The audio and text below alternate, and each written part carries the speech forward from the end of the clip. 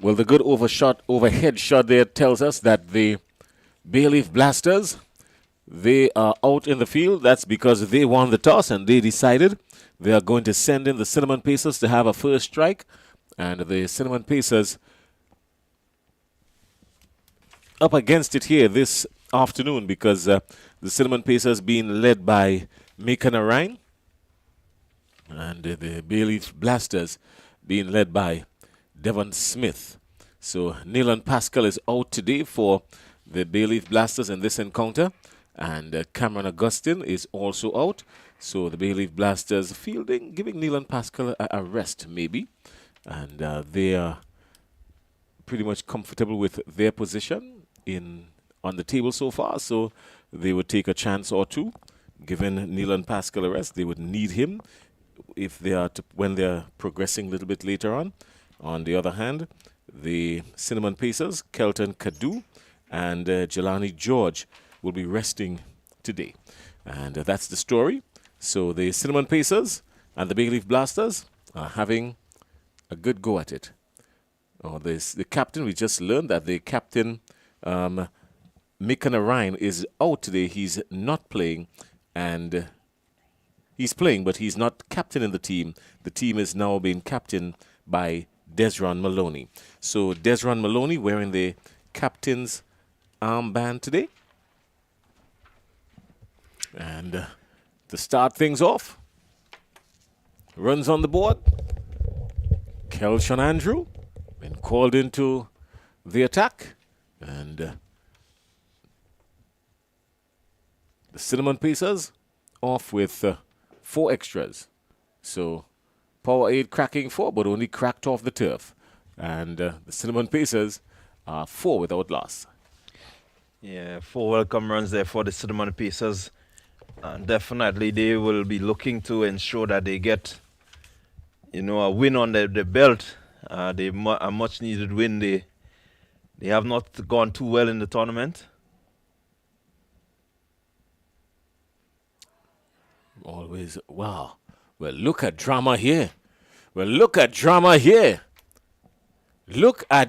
here. This is a lone stroll back to the pavilion because Nkosi St. Hilaire has been comprehensively bowled by Kelshawn Andrew. Look at drama here with these Cinnamon Pacers. They've lost their first wicket, second delivery.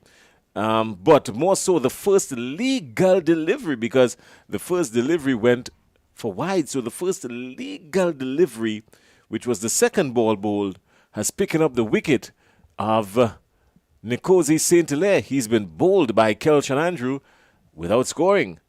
Yeah, a beautiful delivery there by young Andrew. Getting that one to pitch and to leave St. Hilaire, who was comprehensively beaten, playing down the wrong line. That one, as it pitched, St. Hilaire was prepared to play inside of it, but it left him and just rocketing into the off stump. So a dream delivery, a dream start for Andrew in this game. He would have wished for it any other way.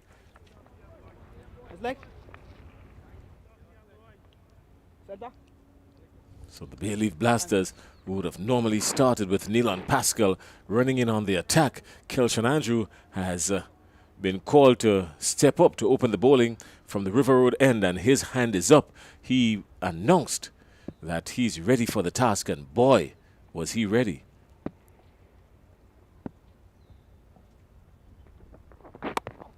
Good delivery again, just shaping away from the batsman, but getting inside of it was Desron Maloney, the new batsman. So very watchful, Maloney. Yeah, you have to ensure that you keep your eyes on it. He's getting a bit of movement out there, and that movement has brought about the end of a batsman that is in form. St. Hilaire actually got up to third position in terms of the run scoring. So definitely that's a big wicket for the Bayleaf Blasters. Desron Maloney would really want to use this opportunity to show what he's made of. He's been entrusted with the captain's armband in this game. So he's leading from the front now. Larry Edwards allowing this one to go by outside of the leg stump. So extras piling on. Yeah, good. Again, badly lined, but good intention there from young Andrew getting that ball to go through to Edwards just around the midriff, good height for the fast bowler, and the pace was there. So I'm making off a really good prospect.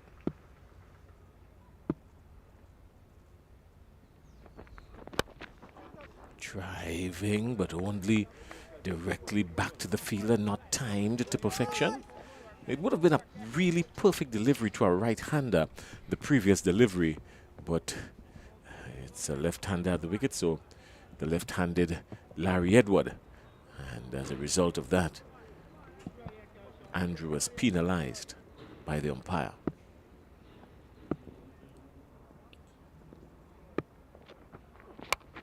That's a beautifully played stroke out into the onside, over the infield for one, and only one there will be.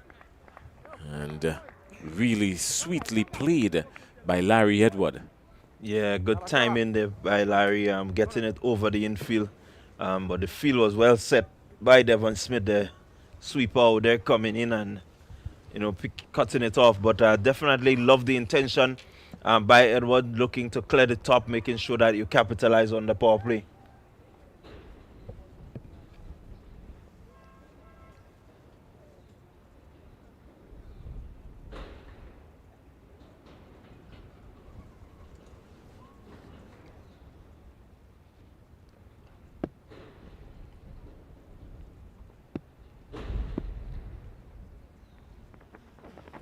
Oh, that's a beauty.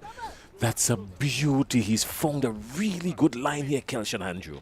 Yeah, a really good delivery, and had Maloney wondering what he should really do, and eventually pulling the bat inside. But again, pitching good line, good length, asking a lot of questions of Maloney. And so definitely Andrew would feel that he has done a good for his team, first up with the new white ball. 3 runs, 1 wicket coming off the over. Picking up the wicket of Nkosi St. Hilaire, who was really badly beaten and bowled without scoring. First legal delivery, so we've seen that twice today already. The first legal delivery in the first game, wicket picked up, and then the second match this afternoon, the first legal delivery, picking up a wicket again. So the bowlers showing that they're operating spot on from the get-go. Yeah, definitely. We keep saying that the bowlers in this tournament has bowled really well, and there you see another example of it.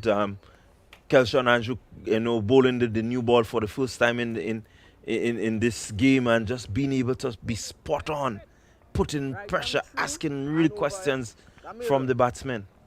Well, Kamal Hamilton has been brought into the attack. The spin bowler, the tall, lanky spin bowler, comes with some good trajectory, and the faster one from him always poses a problem going into the block hole. This one doesn't go into the block hole, it goes over the boundary. It was sweetly struck by Larry Edward, picked it up quickly, neatly and cleanly, and it was dispatched for a power 8 maximum. Yeah, good shot there by Larry. Got onto it really quickly and just hiked it, lifted it cleanly over the head of Belfont, and going into the boundary for 6, a power 8 maximum. He's gone with him again. Yes, another boundary, 4 runs. This time going back with a square, getting inside the line quickly and smacking it for 4 runs. A power 8 cracking 4. Yeah, again, shot and inside, skillfully played, really purposefully remained there and just turned it around the corner. It's like he pulled it around just in the right position. And even if the fielder was back, I think he might have gotten it, away from him. Really good placement.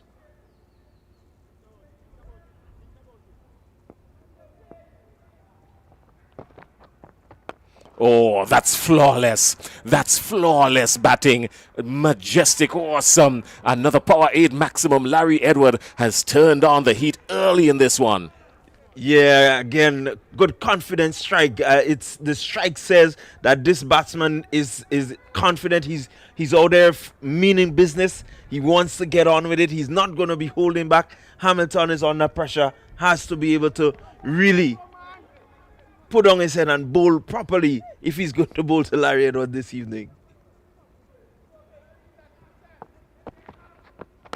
Oh, well, it's gone with it this time, only to the fielder who takes a really good catch down at mid-on. So after being striking the ball sweetly around the park, Larry Edward goes. He's caught by Belfon off the bowling of Hamilton for 17. And Larry Edward goes after hitting 2 sweet sixes, 1 boundary. He's gone for 17. The Cinnamon Pacers are 23 for 2, and we're still inside over number 2. Yeah, it's always exciting when you see the batsmen get off. But again, you know, you're asking them, hey, you got 17 so far. Can you just, play differently, make sure that you're out there so that you can get another 17? But unfortunately, the rush of blood has gotten to Larry and he goes. Oh, this is really unfortunate for the Cinnamon Pacers. Shondell Regis comes in to strike now.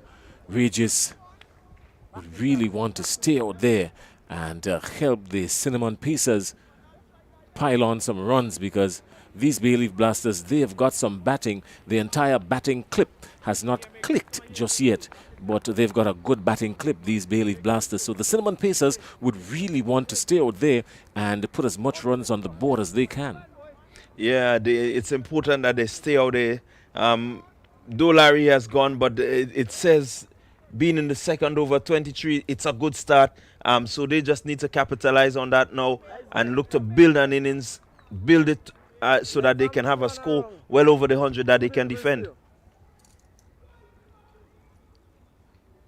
We've seen this Bay Leaf Blasters batting is suspect when it's put under pressure.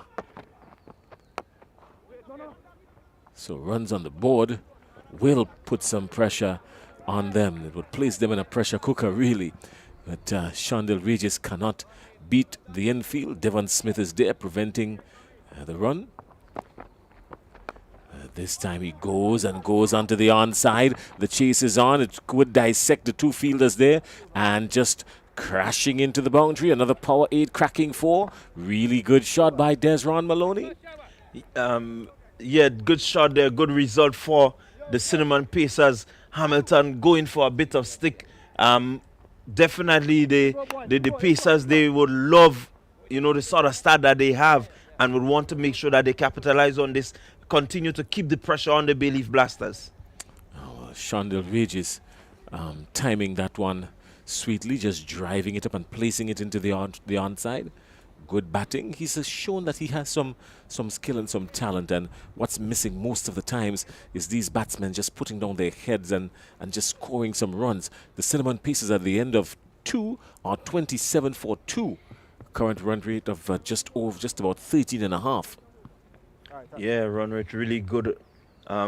Maintaining and continue to keep the pressure on. Says that they're going to get in excess of 135. So something that maybe they can challenge themselves with, to ensure that they keep the run rate up there and definitely get a score that they can defend. Nyron Belfon comes into the attack after taking the catch of the bowling of Hamilton. He dismissed Larry Edward with a catch in the deep, so Nyron Belfon is immediately brought into the attack, and he's squeezed out for 1.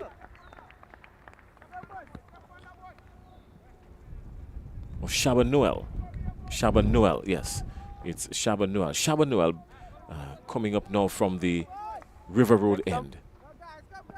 Always mix up these 8s and 9s, especially from a distance and the monitor. So just maybe we'll ask the folks at Tier and Outcomes to give us a larger monitor. That might help me. This one would work perfect for you. I am challenged, need the aid of spectacles. There's a really good fielding there. Good work on the edge of the circle. And the fielder just backward a point, doing some really clean work there, preventing the single. Surely that would have gone out and probably picking up 1 or 2. but really good work on the edge of the circle. Yeah, Campbell was able to get down there really quickly because that one was traveling and traveling at knots.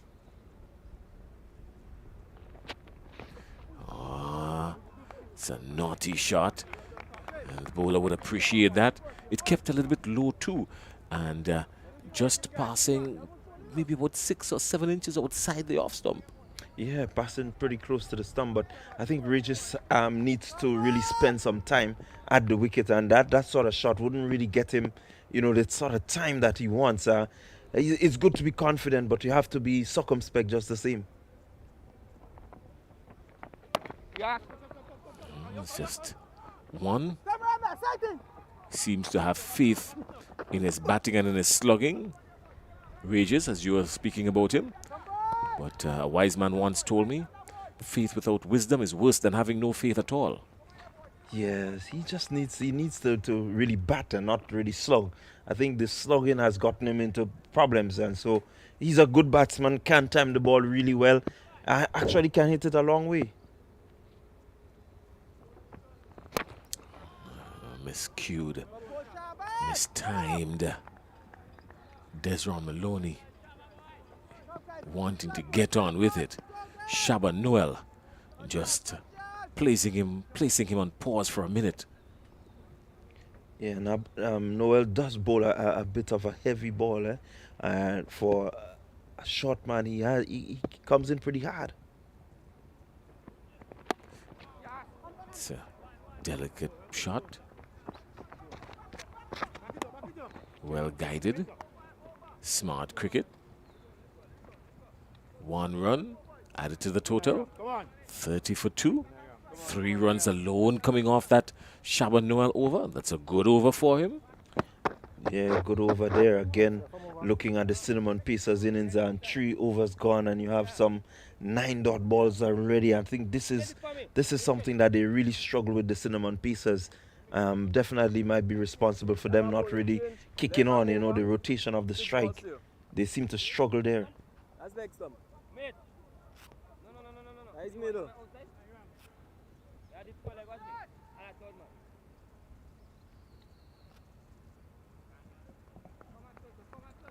So now Belfont comes into the attack.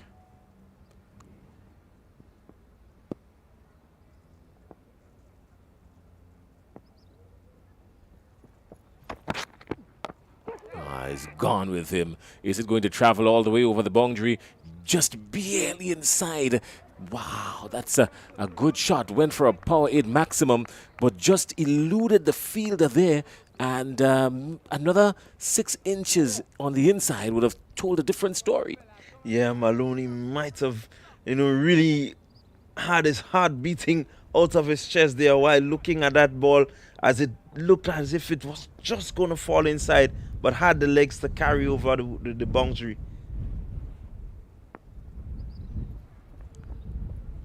So Belfont being dispatched for 6 off his first delivery. Yeah, he will want to respond and respond well, making sure that he keeps the batsman, in check. It scored 36 for 2, and still 5 deliveries in the power play. You want to make sure that you keep them under 10 runs per over.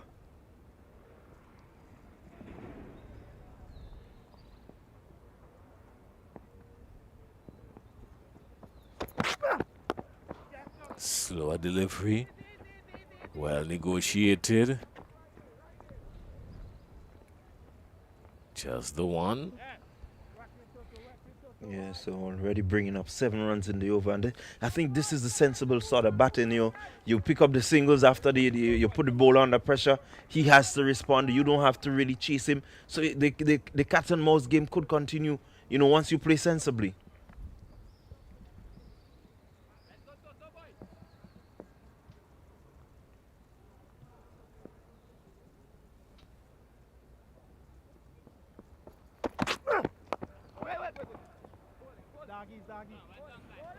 In the inner ring is there. Devon Smith is at short mid-wicket. Can't beat him. He's a good fielder, especially short in on the edge of the circle and anywhere inside. He gets to the ball quick fashion, pounces on it, and puts the batsman under pressure all the time.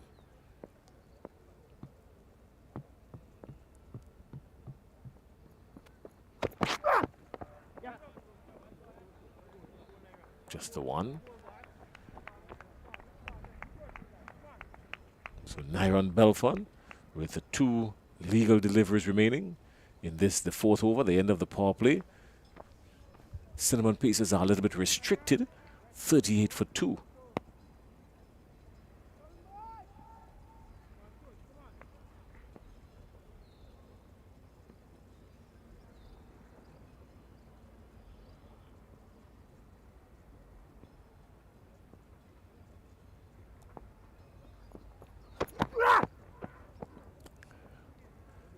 Belfon has disguised these slower deliveries to perfection, and he is playing around different lines, and really good bowling there from him.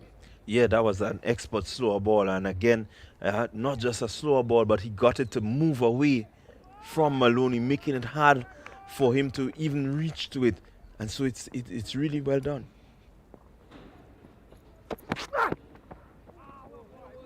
He's played there and missing with consistency. And that's the end of the over. That's the end of the power play. A power play that saw in excess of 15 dot balls, thereabout. We're going to get that for you in just a little bit. Our friends on the other side, these scores always up to mark, always on point. 38 for 2 at the end of the power play. And the Cinnamon Pacers are there with Shondell Regis on 6 and Desron Maloney on 10, losing 2 wickets. The very first legal delivery, Nkosi Saint-Hilaire being bowled by Kelshan Andrew for a duck, and Larry Edward caught in the deep of Belfon, the bowling of Hamilton for 17. Those are the 2 wickets going down. The Cinnamon Pacers are 38 for 2 after 4. Yeah, so the dot ball percentage just about half, 12 deliveries. 12 dot balls from 24 deliveries. Well, Richard Rogers has been called into the attack now for the Bayleaf Blasters. Richard Rogers leading at the top of the wickets column. He's had 9 wickets already to his name in this tournament. He'd love to pick up a few more and separate himself.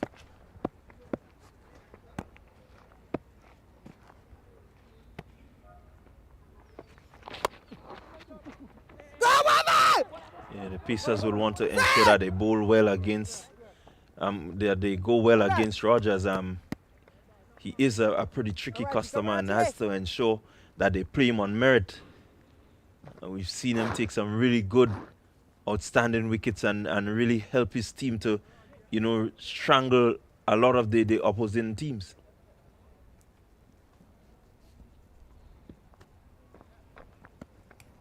Yeah.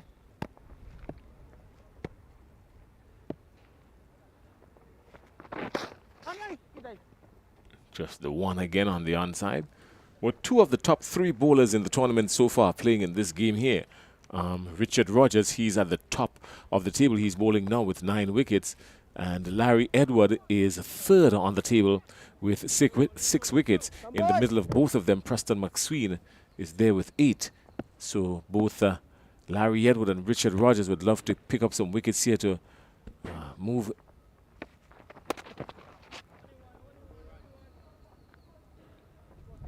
Just the one.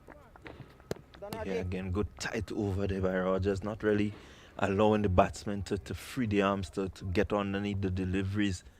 Just pitching it just about there, you know, and getting a bit of bounce. I think the bounce is making the difference in his length so far. It's not really short, but getting some good lift. There's a loud appeal, and he's gotten him. He's gotten him. So Rogers is adding more to the tally. He's gone now. Leg before Desron Maloney, leg before to Rogers for 11 off 11 deliveries. So the Cinnamon Pacers are plunging now 41 for 3, and we're inside the 5th over. Yeah, again, good delivery, not much turn. I think he was playing there for the one that turned but again being able to deceive the batsman, and a really good bowling there by Rogers. More wickets falling, 3 going down already, and we're inside over number 5, and Shea Duncan now strolls out. It was always leg before. Struck him really plumb. Easy decision for the umpire. Yeah, I think again Maloney looking to go a little more square instead of going straighter, and that brought the downfall. The way Rogers bowl, you can't go too square, because there are times when he would get one to rip, and there's the one that just goes on, and so I think this one is the one that he just sent him back to the pavilion. Another fruiter dismissal. He will have a fruiter.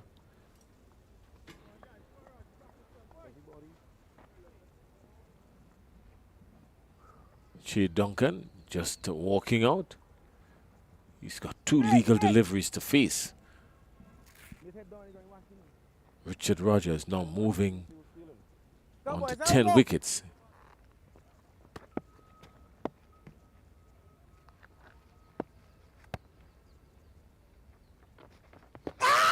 There's another big shout out there, and the umpire's given him. This is the fatal finger. It has gone up, and so more wickets crumbling here now. Richard Rogers, we've seen him being able to bamboozle the batsman, and he's gone.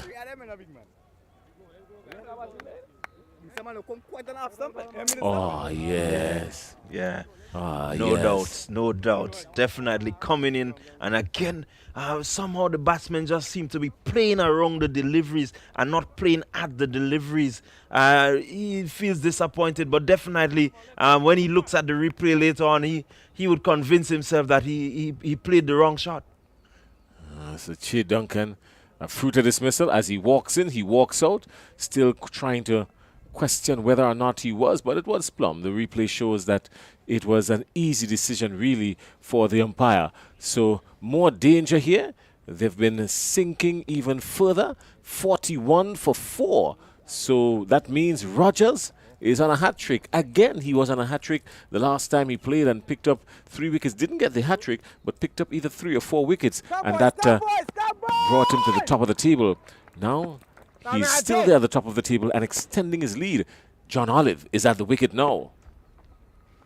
Oh, more danger here lurking. The wicketkeeper is asking questions to the umpire, and the umpire this time is not buying what he's selling. Yeah, let's look at it again. Rogers really in a zone, beating the outside edge.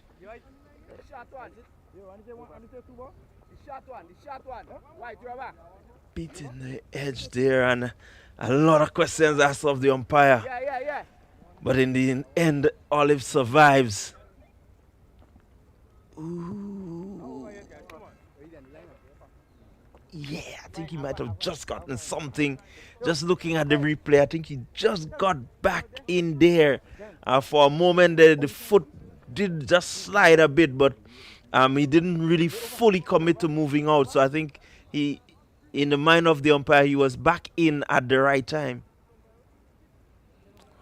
Yeah. More tension here at the end of 5. The Cinnamon Pacers are 41 for 4. So they are crumbling. These Cinnamon Pacers, they will want to keep their head on steady now, because they're going at just under 8.25 runs per over. And a whole lot of bowling still to be utilized by Devon Smith. These Bayleaf Blasters, they've got some good bowling too, even as well as they've got some good batting. Yeah, a lot of responsibility would be now on the shoulders of Regis to ensure that he stays out there.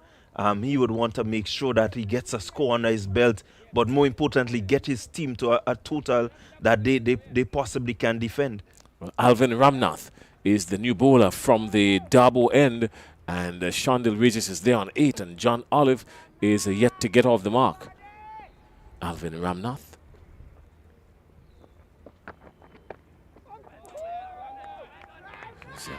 Good support from the wicket.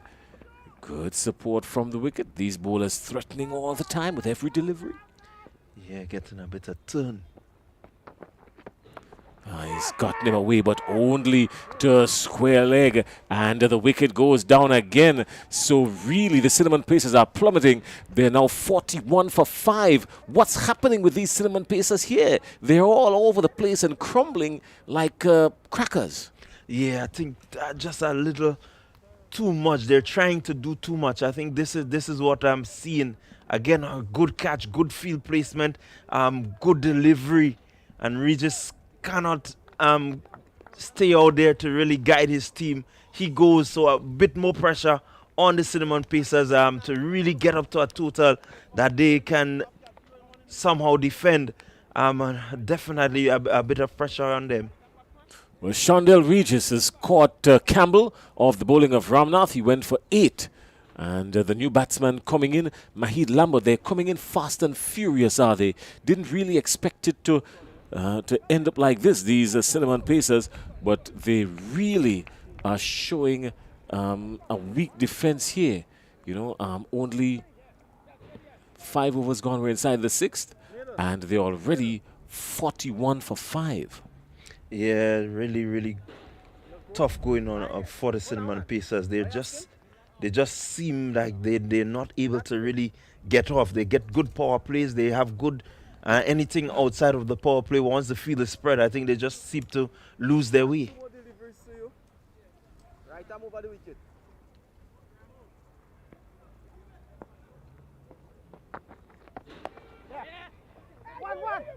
Played with some measure of confidence. The batsman will get 1. So Lambert and Olive there for the Cinnamon Pacers. And so it would be really interesting to see how much they can get. Oh, it's a healthy edge, and what would have been taken up easily by a slip and some really difficult work down in the deep down there, but couldn't prevent the power aid cracking forward. Didn't crack into the boundary. It was always a quick chase, but it was a healthy edge. Yeah, again, welcome runs for the Cinnamon Pacers. They would take them anyhow they get them, whether it comes off the middle of the edge, the bottom edge, the top edge, wherever they get it, they would really appreciate the runs right now. Well, runs out a premium here for the Cinnamon Pacers. 46 for 5. Still inside over number 6.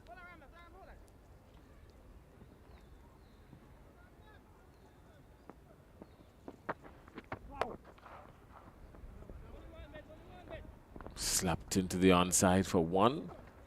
Hamilton does the tidy work. At the end of 6, the Cinnamon Pacers are 47 for 5. We've got John Olive on 5 and Mahid Lambert on 1. Yeah, it's a struggle out there for the Cinnamon Pacers. They're really up against it. The Bayleaf Blasters just really nice and calm. I think they recognize that they have this one under control. Nothing to panic about. No pressure on them. Definitely, they're in the ascendancy.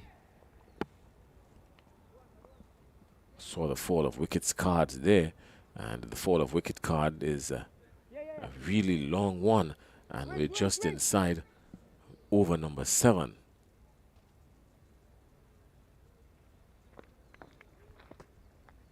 Yeah, let go, boys.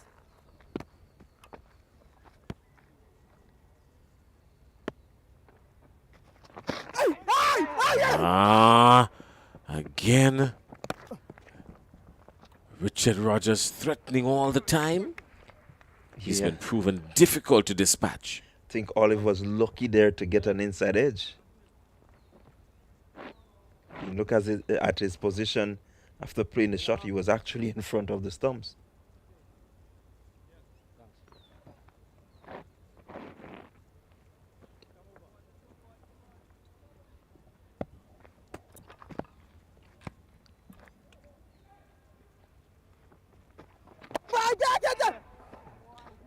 It's a half chance there. They're coming back for two. They're coming back for two. Are they going to get there? Yes, eventually they does. It's a good running between the wicket. Good running between the wickets. And the Cinnamon Pacers have gotten to 50. 50 for 5 inside over number 7. But really good running between the wickets there. Yeah, good running. They recognize it was not traveling quickly to the fielder, and they had the opportunity to get in quickly and get out. Somewhat like a Delta Force team getting in and getting out of a situation. So really good running by the Cinnamon Pacers. They would need a lot more of this.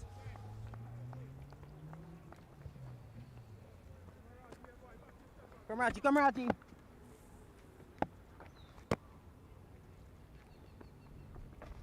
Hey, Gamble! Hey, guys, Call is one. Thought about the second, but would have been suicidal. Yeah, again, good hustle, good urgency. Again, good batting there so far. You know, you have gaps.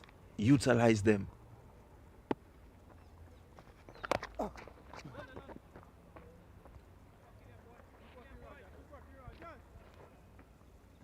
Come, boys!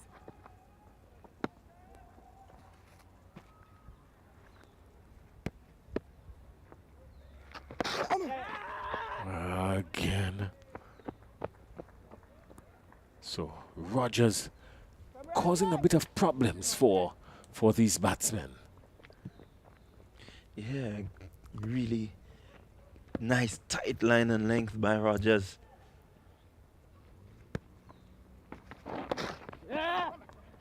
It's turning to the onside. Just one. And that brings up the end of Richard Rogers' overs. He's gone for 6 runs, picking up 7 runs, picking up 2 wickets at an economy rate of just about 3.5. So some good stuff there by Richard Rogers, and the Cinnamon Pacers are 53 for 5. Yeah, 53 for 5. In that really they're really in a position that one did not expect them to be in. Looking at the start that they had, but again, you know, the twos, the fours, the odd singles here and there can help them. But are they in that mindset where they can get it and make a game of this? So Alvin Ramnath will continue from the Darbo end. He's heading to Mahid Lambert.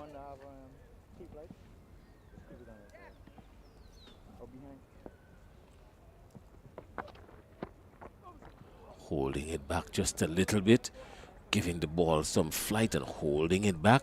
The batsman playing long before. Yeah, good bit of deception there.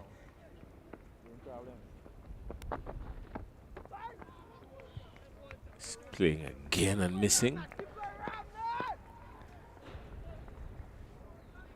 I think the time that the ball is taken to get to the batsman, he's getting impatient. This time he gets connection, but just the one out in the deep. There's a man on the mid-wicket boundary. You notice that one was a bit faster, Jason, so it was easier for him to really get onto it. Had it been a bit slower, where he had to wait, I think this is the issue. The slower it is, the harder they seem to get it off the square.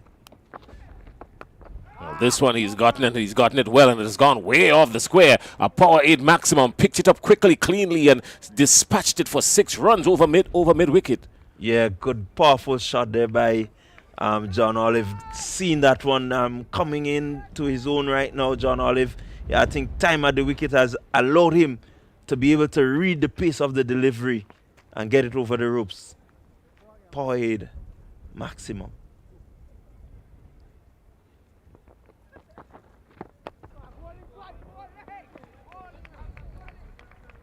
Good comeback by the bowler, good answer. Yeah, he seemed to be a thinking person, that bowler, just wanting to make sure. played all over it, all around it. And that's the end of the over. After 8, the Cinnamon Pacers are 60 for 5.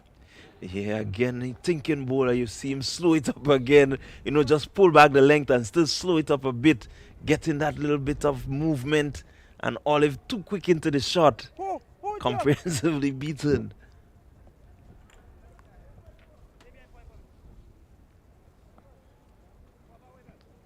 It's good, exciting stuff out there by the Bayleaf Blasters. They're really just looking at a refined unit, looking to, you know, just make sure that they refine the product.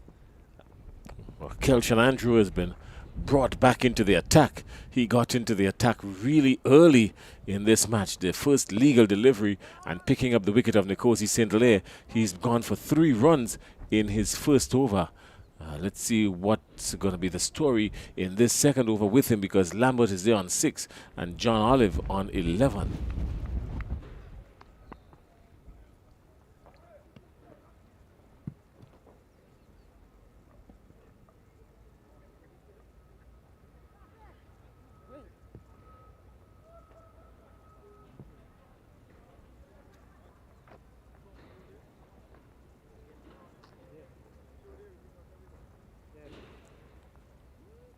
So just some slight adjustments there for the conversation between wicketkeeper and bowler. And now we're ready for the action again.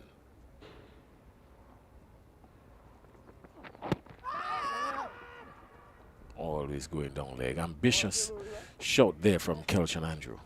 Yeah, definitely a bit of ambition there. That one just hitting Lambert, but Lambert again seemed to be a little bit slow on getting down on that one. He's got to be very careful.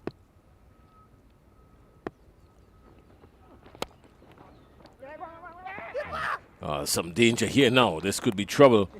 And it's just a threatening shy at the stumps by Devon Smith, who is at mid-on.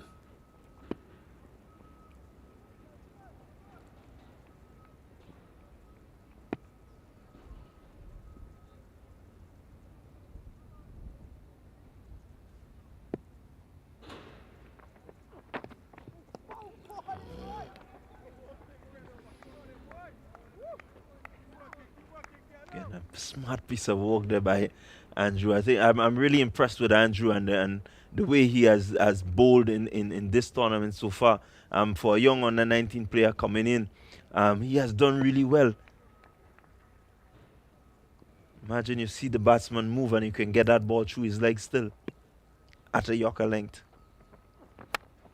Oh, this one moved, and it moved uppishly, it moved away, and it dispatched the birds down in the distance, and it went all the way for 6, so even the birds had to make way for it. A beautiful shot, a power 8 maximum from John Olive, who climbs to 17. The Cinnamon Pacers are 67 for 5. Yeah, really good connection by Oliver. Does show that he has a bit of power, because he was backing away from that one and still able to crash it over the offside for 6. Says that he's batting with a really good piece of meat.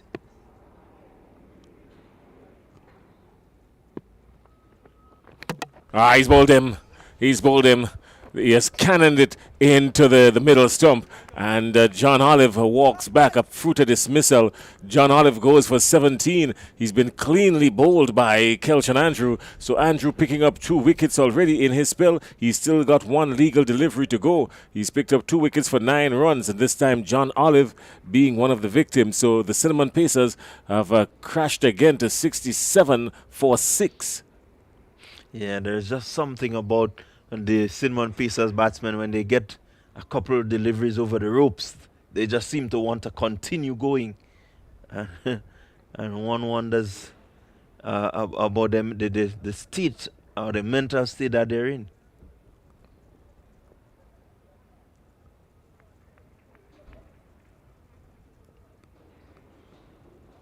Just got 6. You could just rotate, ensure that you stay out there, because it means that the possibility of clearing the boundary is still there, you know. You just need to stay and get things moving. Somebody has to be able to do that.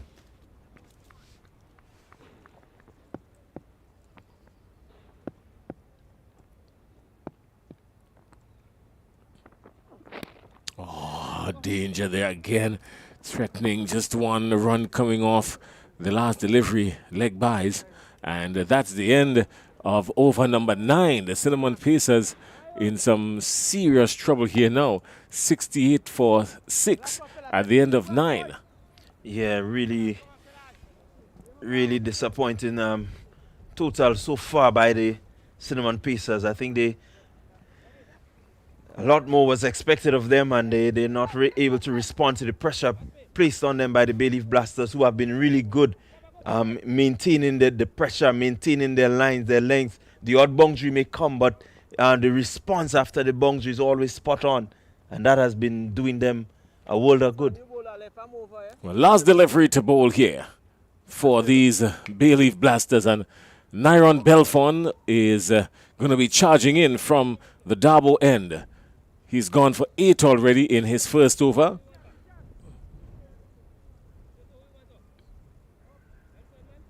He was dispatched for 1-6.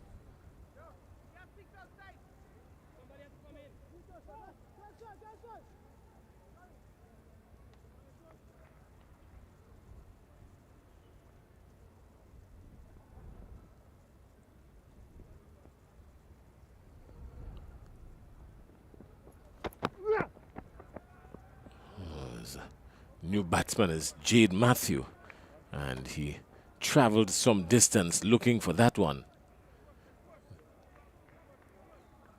Bay Leaf Blasters winning the toss and opting to field, operating at just under 7.5 over.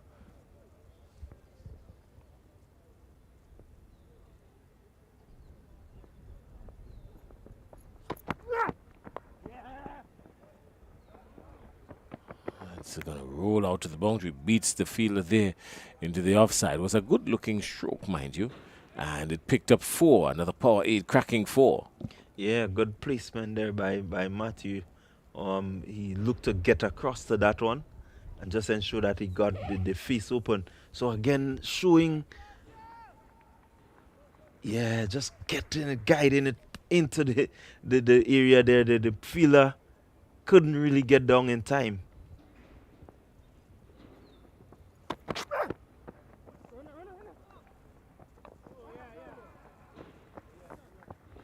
And that's that.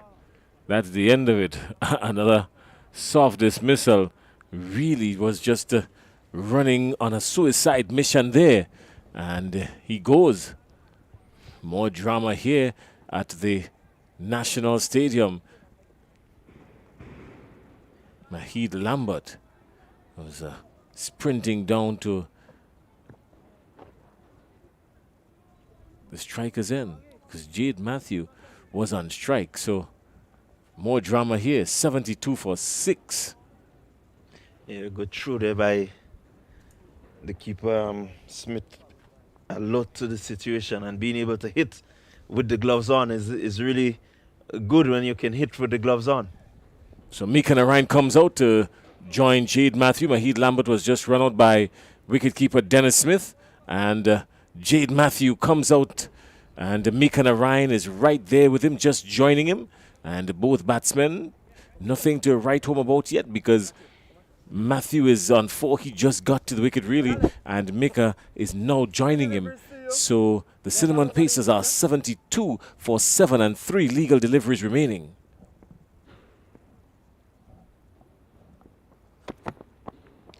Yeah, they would love to get up to maybe about 80, 82. So maybe 10 runs off this over can give them a total. We've seen teams being restricted under 80, 83. They just may be hoping for a miracle. They've got to do more than hope. Hope is a village in St. Andrew. They would probably want to go to Marquis or go across to Munich. This time he's trying to go with him. It's not going to go very far. Just on the edge of the circle. The call is 1. Coming back for 2 will be suicidal. They decided against it, and rightfully so. Would have been more drama here. 2 legal deliveries remaining. Nyron Belfon has 2 legal deliveries remaining. He's gone for 12 already. I make it 13. He's gone for 13 so far with 2 legal deliveries remaining. No wickets for him, but he has kept it tight. Like all the other bowlers from the Bay Leaf Blasters, they've been operating on a spot.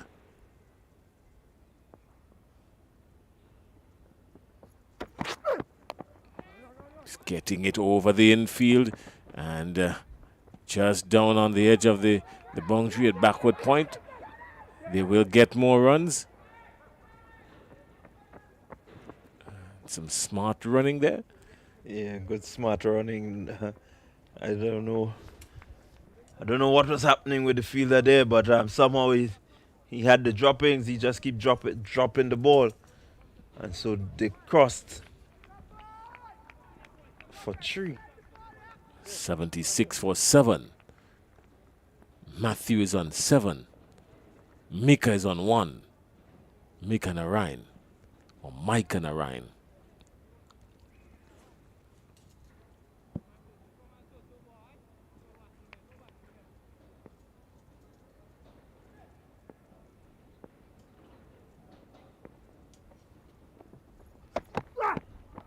And then Narayan is playing him sweetly onto the onside, down to backward a square for 4 runs. So he got inside the line of it and just lifted it over the stumps and bringing up a much needed boundary to end the over. So after 10, the Cinnamon Pacers were able to still come up with 80 for 7 of their allotted overs. And the real showing of the bowlers here today, Kelshan Andrew picking up 2 wickets and Richard Rogers picking up another 2. So that's the story here. The Cinnamon Pacers are 80 for 7.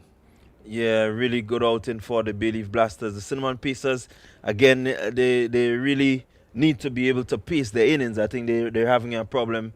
If there are pacers, they need to really understand pacing because they have good starts and they just keep falling away. One expected them to cross the 100 mark pretty easily today, but they're showing that they're yet to really pace their innings and put it together. But saying that, I run a score of 80, again, we've seen teams struggle to get it. They would do their best, I know, with Edward in the bowling form that he's in. He's in the top 3 in terms of wicket taking. He may just have a say out there. Well, let's see how it goes. Really, Richard Rogers picking up 2 wickets for 7 runs. He was really economical. The most economical, no, not the most economical bowler, really. The most economical bowler was Shaba Noel, who went for 3 of his, just 1 over, only bowled 1 over for 3. Didn't pick up a wicket, but operated at 3 runs and over. But after picking up 2 wickets for 7 runs off his 2 overs, making a run with a strike rate, an economy rate, sorry, of just 3.5. In the batting department, Nkosi Saint-Lay, he went first legal delivery for Duck. Larry Edward was able to put on 17. Desron Maloney, 11. And after that, the only other batsman in double figure was John Olive, who was bowled by Andrew for 17. And the Cinnamon Pacers were able to pick up 80 for 7. Extras, of course, coming in with 9. So 9 extras in the innings, and the Cinnamon Pacers are 80 for 7. Join us in just a few minutes when we will have the reply from the Bay Leaf Blasters. They need 81 to win from 10.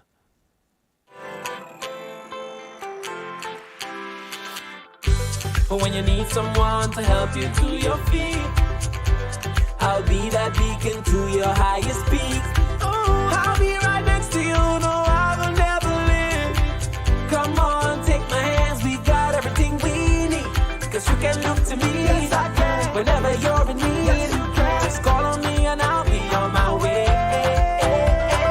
I'll be by your side, never to divide.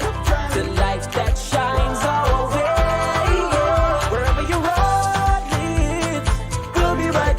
Wherever you road me, we'll make your dreams come true. Next side, next side, next side, right next to you.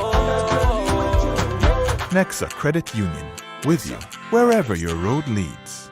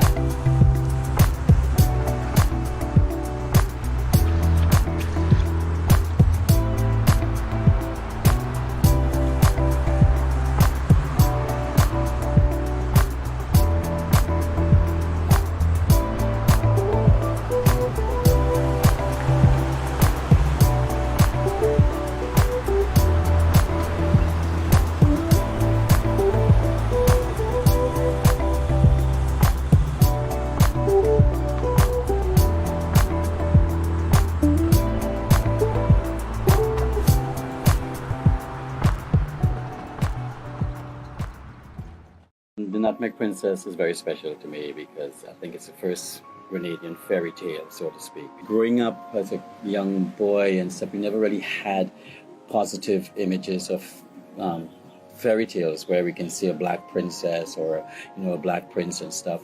So I really wanted the world to know that there is a black princess and she comes from Grenada.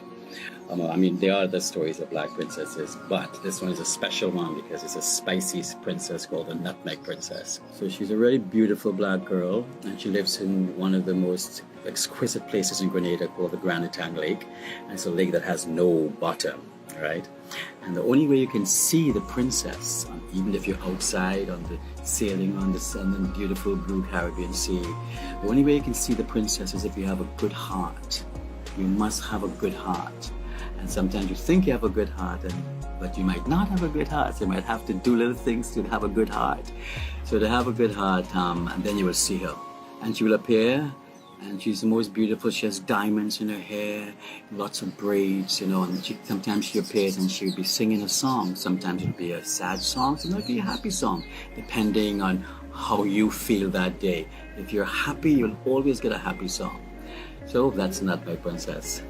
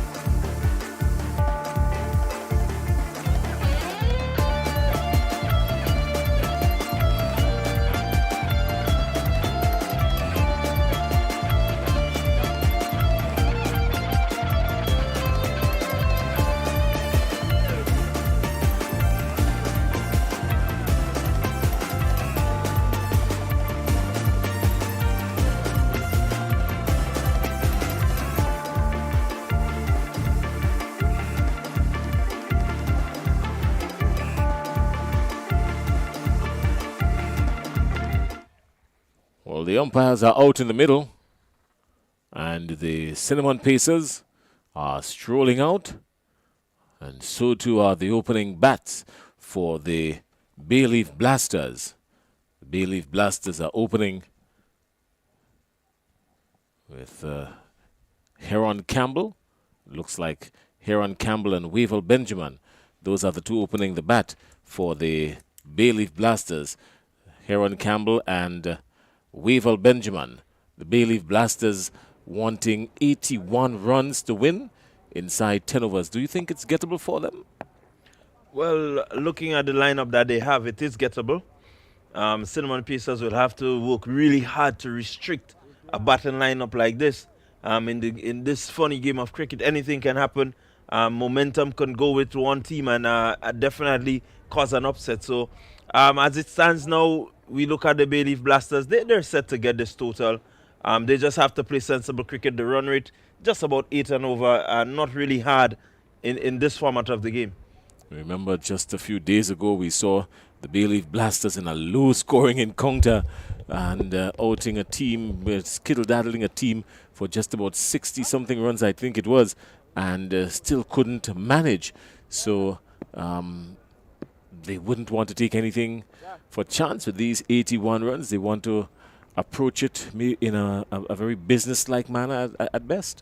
Yeah, definitely. They will want to approach it in a business-like manner. And the batsman out there, and we saw Campbell coming into his own. You know, he was due some runs and he did get some. So I think he's in a bit of form right now, looking to strike the ball well, looking to play and bat as long as he can. So definitely, once he's out there, the possibility of them winning will be enhanced, and you have the likes of Devon Smith, the leading run scorer. So yeah, they will approach it positively, but the Cinnamon Pacers will have to work hard to try and restrict them as best as they can. Well, you mentioned Campbell. He's inside the top 10 in the run scores on the table. He has 119. Lyndon Lawrence has moved back up to the top of the table after a good knock today. He's on 227 runs in the tournament so far. But Devon Smith is there on 194, and he may very well get some batting in. Let's go. The chase is on. Larry Edward from the Darbo end. So Maloney opting to go with a spin attack early inside the power play. Benjamin is picking up an easy single now. Was really tentative about it, but after it went past the infield, then the single was always on. Yeah, really, the Cinnamon Pacers have to be a bit sharp. I think we saw some key crucial catches dropped in recent times, and so they have to be a bit spot on if they're really hoping to restrict the Bayleaf Blasters. Whatever opportunity comes, they will have to grab it.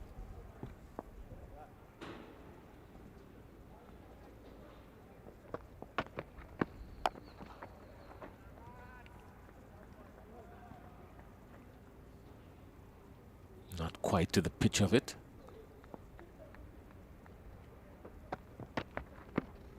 This one, he's moored it. It comes down to long on, 2.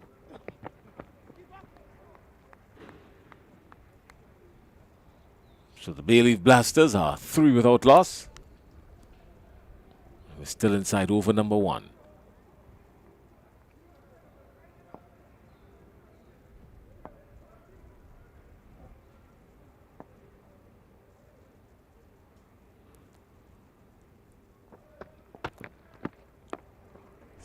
Circumspect by Heron Campbell, very watchful. Yeah, again, a good length by Edward, drawing him, asking him to come forward to meet it.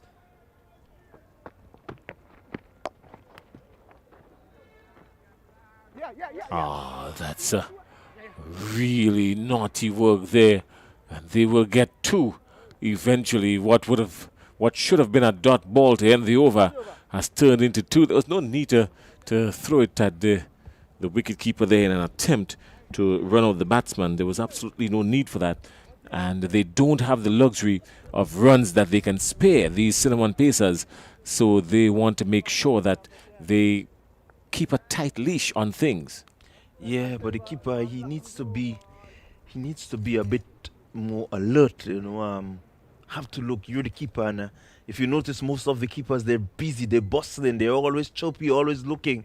So you have to be sharp. Well, making a rhyme is coming into the attack. That looks like Narayan. Yeah, it looks like Mike and Narayan coming in. Mike and Narayan. He's not captain in the team today. He's relinquished that to Desron Maloney. And Narayan is played into the onside. Benjamin can't get him away. Maybe a little bit more forceful would have yielded better results. Yeah, I think he went a little bit in front of square, he might have gotten the results he wanted. This time he's gotten one. It races out into the offside, and he's picking up much needed runs here. Just the one. Bayleaf Blasters are 6 without loss. Yeah, they need to stick to their bowling plans if they're going to really try to put any pressure on the batsmen out there. And once you get the batsmen under pressure, it means that, they can play that false shot. So one would just hope that they can bring, some level of intensity to this game.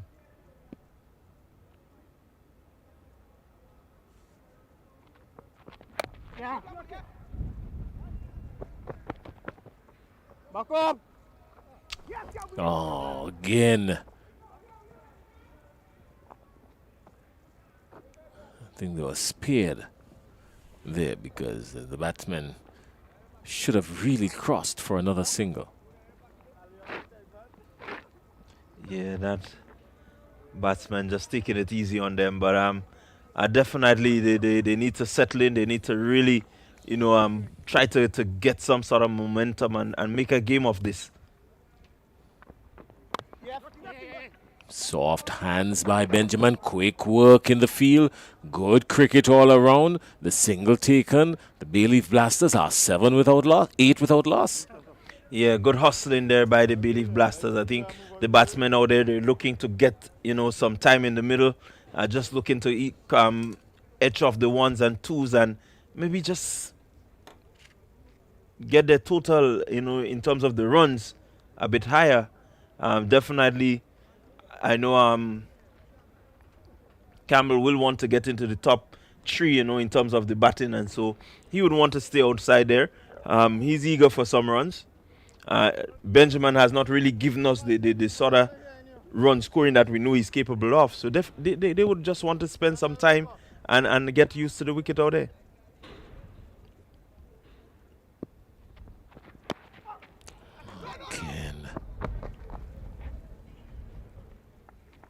Not bad bowling by Narayan. He's been let down in the field, really. His fielders have not supported him fully. Just some extras and some overthrows. But he's been pretty much on target. Yeah, he's been bowling well. He had some really good spells in the tournament so far.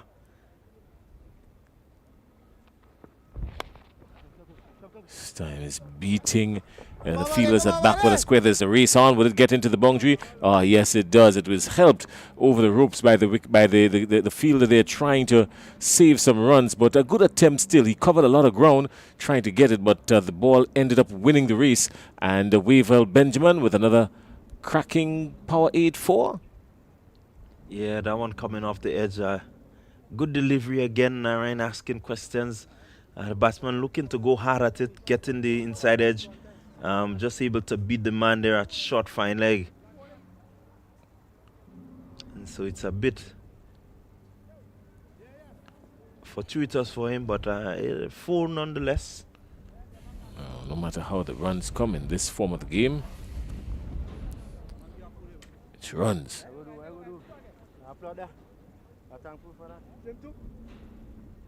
Same two. You going back yourself, King. Same two. Positive.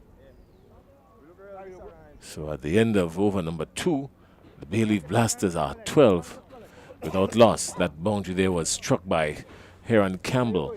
Now John Olive comes into the attack for the Cinnamon Pacers.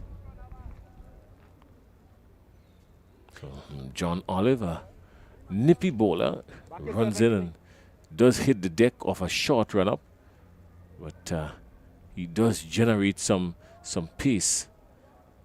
Does hit the deck really hard. He's a strong guy. Yeah, Back yourself, King. he has the ability to really bowl well. I had a nice spell in the last outing. I really deceived the batsman. He was a bit unlucky. I think 1 or 2 catches being dropped off his bowling, but he's really talented with the ball.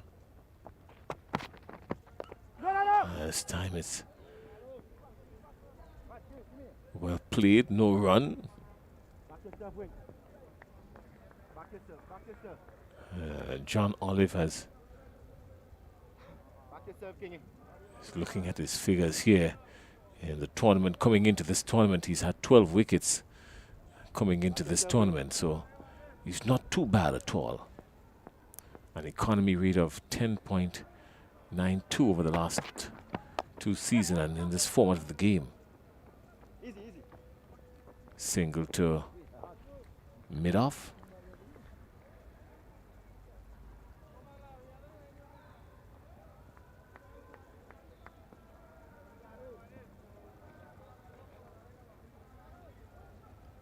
Things a bit quiet out there, Jason.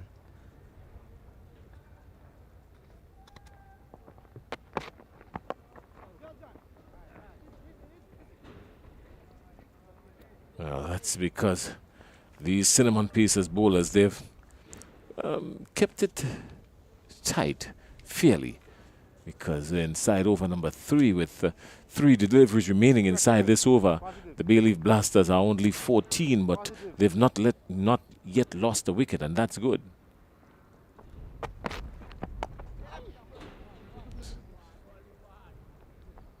Driven, no force, just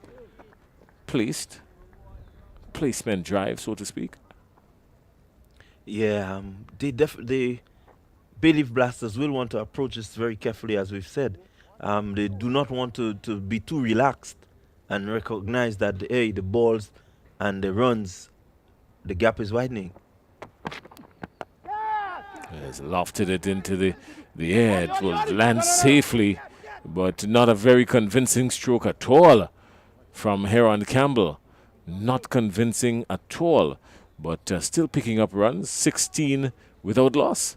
The current partnership, of course, yielding 16. They've not lost any wickets yet. Just 65 runs required from 43 deliveries, but more importantly, they've got all their wickets intact. Now this one is smacked, and smacked with disrespect. Dispatched, really, and Wavell Benjamin latching onto it quickly, and it was dispatched with disdain for 4. Yeah, good shot there by Wavell. The delivery seemed to have been a slower delivery. Just rocking, stepping into it and actually lifting it over the infield. No big flurry, just good timing. He had the room for it. He had the height on the delivery, and it was just playing through the line of it and getting it over the boundary for 4. Well, that's 4 runs, a power 8 cracking 4. And after 3, the Bay Leaf Blasters are 20 without loss. Where were the Cinnamon Pacers at this stage?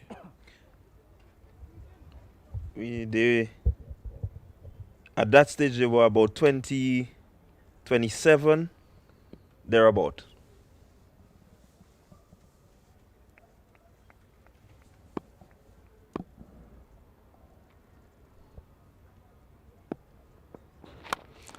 Campbell is going and going with Narayan, and it will go all the way out to the boundary. He played it sweetly, and he picks up another 4, another power 8 cracking 4 into the onside, and Campbell has moved on to 15. Yeah, good shot there by Campbell. Again, getting across there, getting good connection, and hitting it really powerfully The fielder was down there but couldn't cut it off. It's 24 without loss. Yeah. Again, well driven. Come on, keeper, keeper! There's one. They thought about the second. Good work in the field out there. Good work down in the deep. Just the one.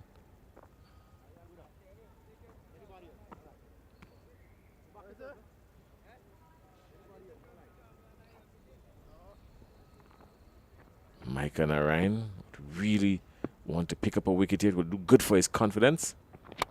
He's not going to pick it up, not off this one. This one will be picked up somewhere down by the advertising board, and it goes all the way for a power 8 maximum.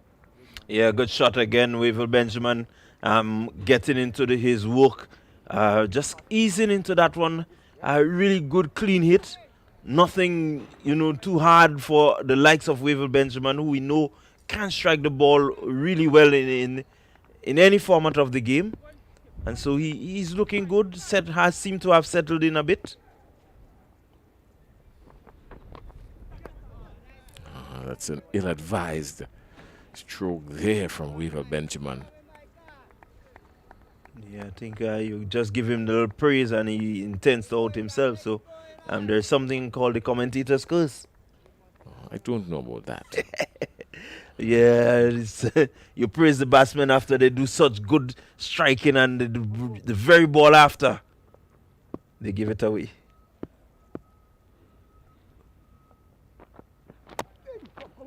Trying to tug him onto the onside, but just the one.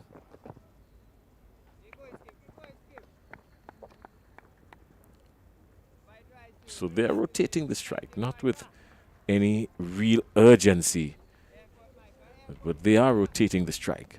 Yeah, I think they have a good control on the game. They understand what it is to maybe hit off, and then pick up the singles. So you put the batsman under, the bowler under a bit of pressure, and so it's easy going for them. Yeah, good sensible cricket.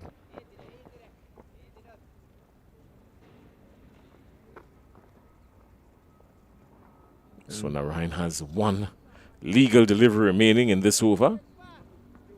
Wavell Benjamin is there on 16, and Haran Campbell is on 17. 34 without loss are the Bayleaf Blasters.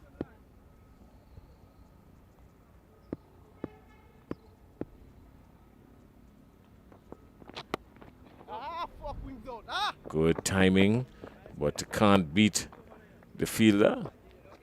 Timing was good, placement was poor. Picked out the fielder there on the edge of the circle.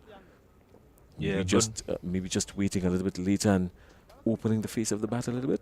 I think what was good there is that Maloney, recognizing the line that the bowler was on, moved a bit earlier than Wavell anticipated, and so he was able to cut it off. Had he remained in the position that he was, definitely he would have gotten it through the gap.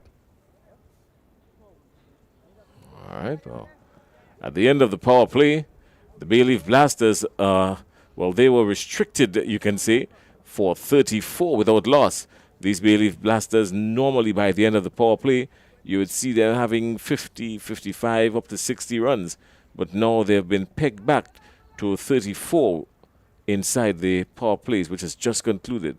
So we're at the start of over number 5.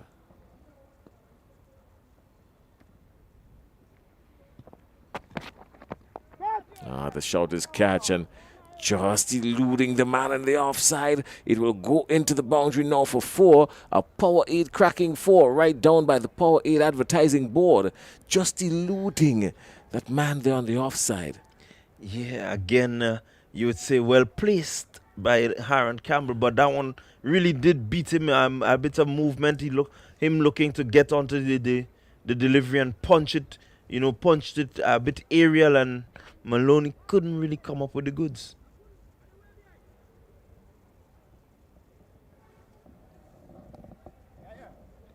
So more bowling will continue now from the Darbo end.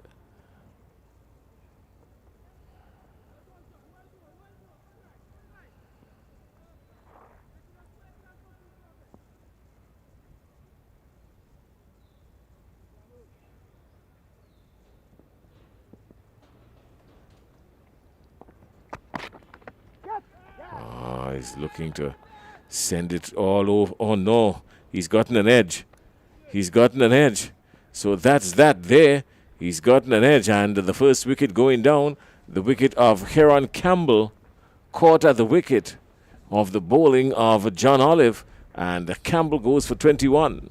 Yeah, again, looking to crash that one through the offside and just moving away from him, getting a faint edge into the gloves of the keeper. A good delivery by Olive. You notice there's a stiff breeze blowing across the ground, and he was just able to get that one to still move out there, just stay out there, keep its line. And he got the wicket, so a good wicket for them. Does bring in the attacking Dennis Smith, who mindset might be to finish the game in a hurry, but this could spell a good comeback for the Cinnamon Pacers. What do you think, Jason? Well, I think Dennis Smith is in a really good position now to put his head down and get some runs. He is due for some runs here in this tournament, and it would be a really good opportunity for him to put his head down and get some runs.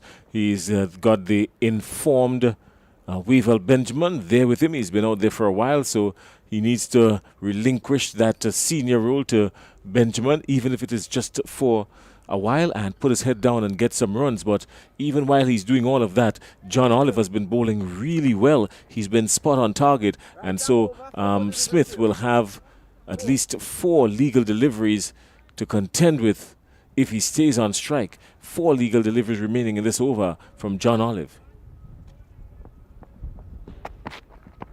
Has played watchful, Smith. Very watchful.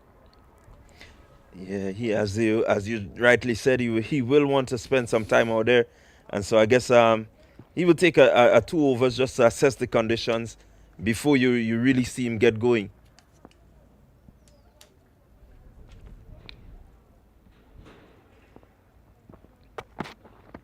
This time he goes hard, fast, and wide outside the off stump and smashing it, picking up 1, coming back for the second. They're safe.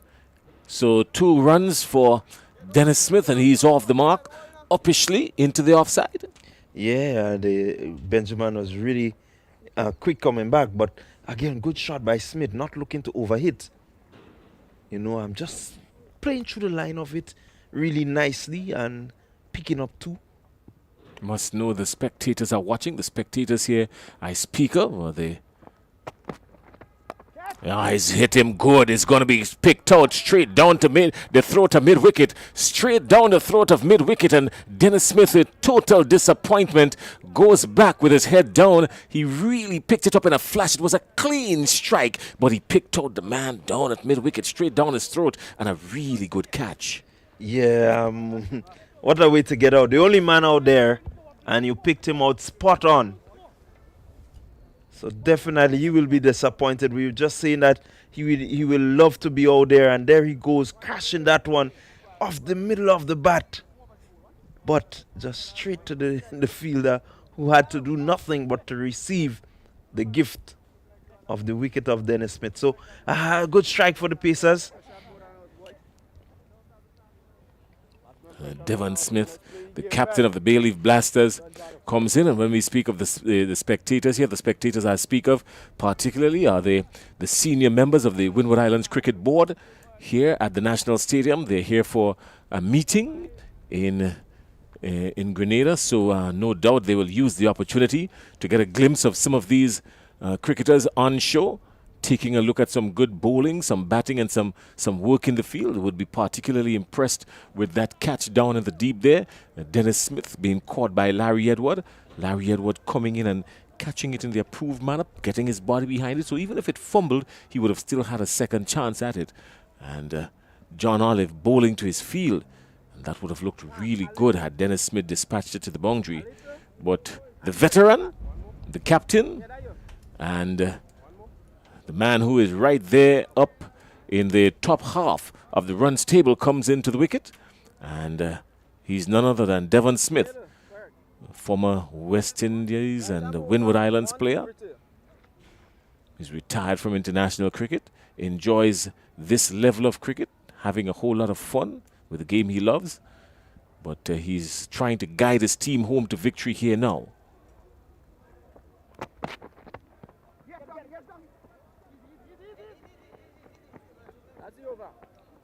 And that's the end of the over. And good running between the wicket there, initiated by Wavell Benjamin. Yeah, the Cinnamon Pacers would love to see the back of Smith. And so one would hope that the bowlers to come would really, just seek to attack him and really get him to play maybe a false shot. As it stands now, you don't expect Devon Smith to be going and playing after wide deliveries and these, because he can, clear the ground. So definitely somebody would want to put up their hands and get him out.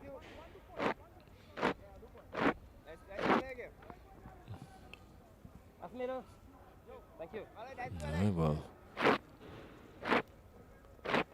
another bowling change coming up for the Cinnamon Pacers.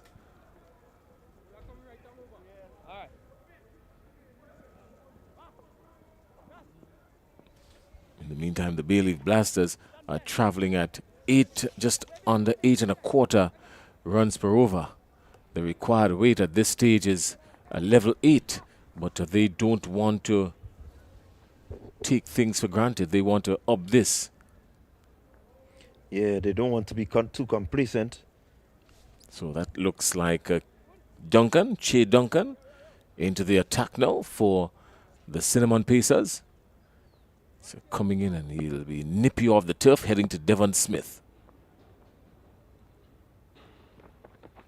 And Smith is turning him. But can't beat the infield. Miscued it, really. Yeah, definitely miscued, getting a bottom edge and just getting it out there to Maloney. But Smith will want to ensure that he takes two deliveries just to make sure that he gets a piece of the wicket, because Duncan, we've seen, has a little bit of trick up his sleeve.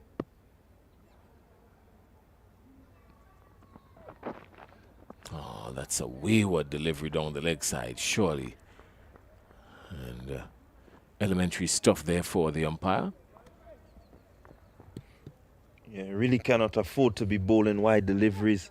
They've been a bit more disciplined in terms of the extras today, and so they will want to continue to be disciplined and hope that they can pick up a few more wickets.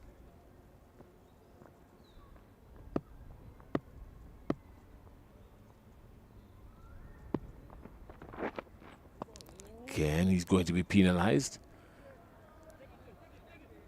We want to stay away from going down that line.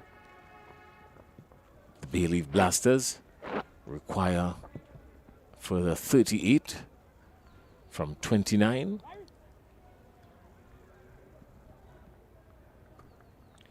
Now, I keep saying in this game I haven't seen much from the bottom half of the Bay Leaf Blasters batting.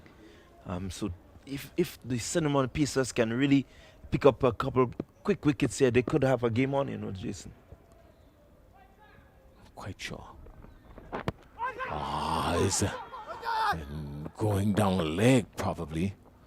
And anxious moments there for Devon Smith. Yeah, it seemed to have gotten a bit of an edge onto it, listening from the stump mic. It got a kind of woody sound coming, but maybe if he didn't get that, it would have been interesting.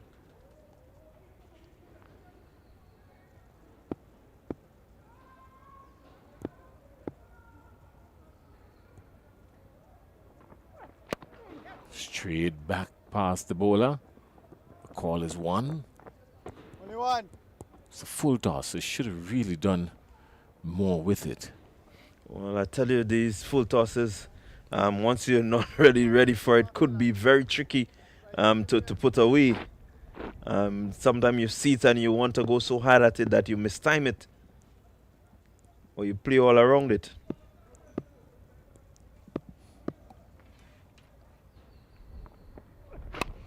Oh, it's a great shot by Devon Smith. Halfway stopped by the bowler. Had to pull away quickly because ankle surgery surely would have been on the cards for the bowler. Had to pull away quickly, but didn't prevent Devon Smith from picking up the one. Yeah, good, powerful strike there by Smith. Again, Duncan just looking to keep it up to the batsman and asking him to hit it from that region. One. Can't Back up, seem back to up. get it off the middle of the bat. These batsmen here at the wicket, Weaver Benjamin and Devon Smith. Yeah, and this is what I'm saying. If you can just pick a few, maybe get these two and maybe get Noel Hamilton, and then it could be a really interesting game. Oh, No ball, but that was driven sweetly. And just the one. They will think about the two. This could be suicidal here. This is danger. He just missed it. And he did it. He did it yet. Yes, he picked up the wicket. So Devon Smith is gone. He was running. Not Devon Smith, sorry. That looks like Weaver Benjamin. Heading back to the non-striker's end. And he had to go. It was really suicidal from the time he took off.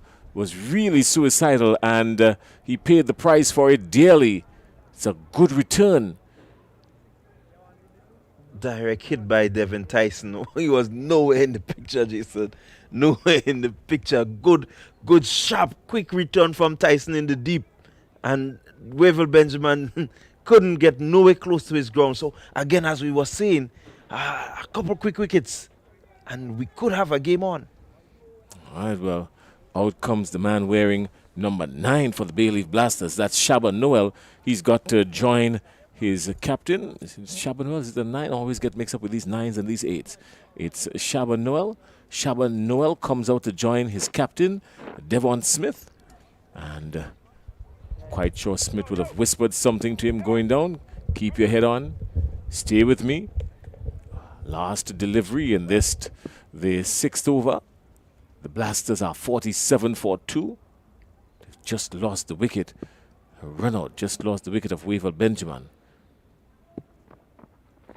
Well, Devon Smith is going, but just the one.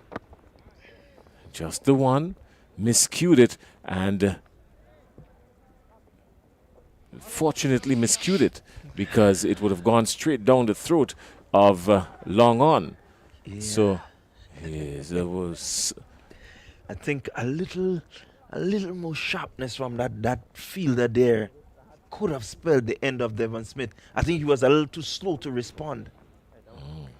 Devon Smith is a strong chap, and that was a miscue, and it went all the way down in the deep.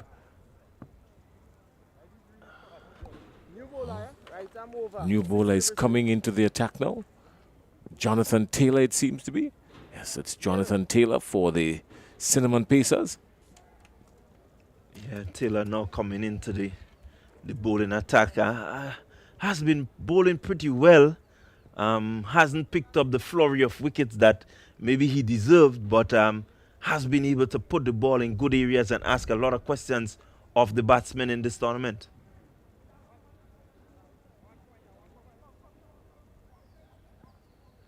Will be good for him if he can get the informed Devon Smith out and really look to build some pressure on the Bayleaf Blasters.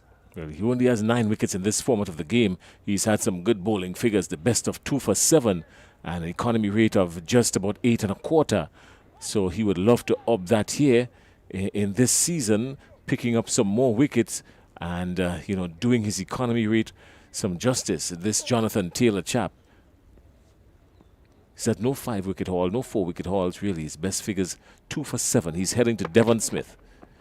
And Smith is loosely and carelessly flashing outside the off stump, looking to guide it down to backward a point, maybe. Yeah, definitely. Seeing the acres of space out there. The cut shot, is one of his favorite and really a strong point for Devon Smith. And so his eyes would have lit up seeing that there's no one down there at the square boundaries.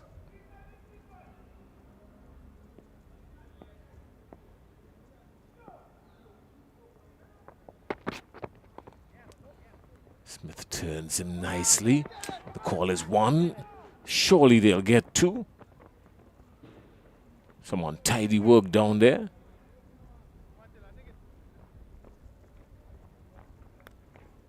I think the fielder took his eyes off the ball before the ball got to him. And in this format, you need to, and any format rather, Need to always keep your eyes on the ball before you look to throw down the stumps.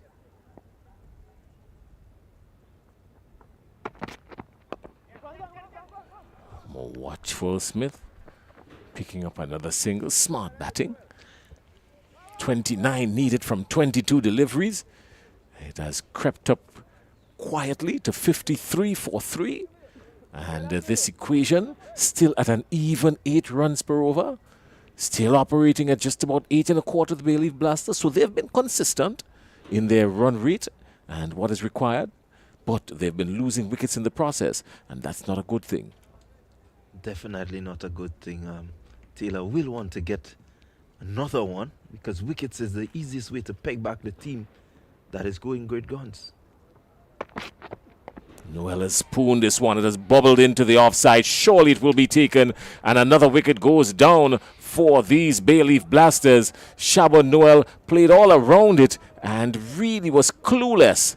And bubbled into the offside. And a really good take there. Had all the time in the world to come around and take it. Chandel Regis making no mistake. And another wicket goes down. 53 for 4 are the Bay Leaf Blasters. Yeah, again, wickets tend to peg back teams in the T10 format, and once they continue to lose wickets like this, it means that Smith will have to do a lot more work, and definitely he would just have to maybe reach for one that he shouldn't and could bring the downfall of Devon Smith, which would open up this game and to me give the Cinnamon Pacers an opportunity to see if they can really snatch, let's put it that way, victory from the jaws of defeat. Oh, well, Clint Croney now strolls out to the middle. I'm quite sure his father would have loved to have been here to see him batting. He's not come off good with the bat just yet. Maybe today might just be his day. Only 9 runs in this format of the game. A high score of 9. He would love to really clips that today. 2 legal deliveries remaining in the over. He's got to negotiate them from Jonathan Taylor. Jason, this is where